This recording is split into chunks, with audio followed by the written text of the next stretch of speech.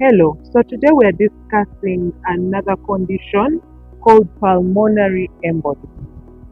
Why are we discussing pulmonary embolism? This is because it is something that has claimed many lives of late. I'll start by explaining what pulmonary embolism is. Pulmonary embolism simply means a blood clot has moved from the place where it was formed and goes to the lung. And one of the biggest risk factors, which many might not know, is being overweight or obese.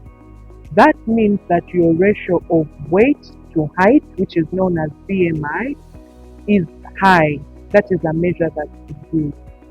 So the mechanism or the way that being overweight or obese puts one at risk of developing a clot is not yet known. However, it has been noted that it is a risk factor for actually developing this condition.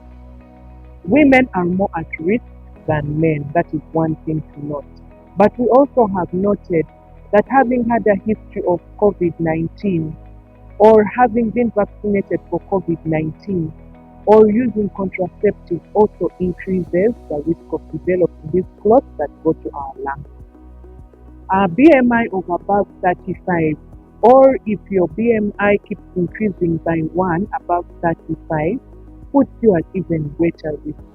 So today I'm here to raise a clarion call to say that we need to watch our weight. We need to cut down on our weight. It's also been noted that when you reduce weight, you decrease the chances of having pulmonary embolism. That is not to say it's the only risk factor. There are several other risk factors, like I mentioned, having a history of smoking, having a history of COVID-19, having a risk of use of oral contraceptives, especially for the women, having a lifestyle where you're sedentary and you sit a lot and are not active, having a condition called deep venous thrombosis where clots are formed within the veins of your leg. All these factors actually put us at risk. And we need to know, how does it present? For most people, and this is a late presentation, they will develop things like pain in the chest, difficulty in breathing.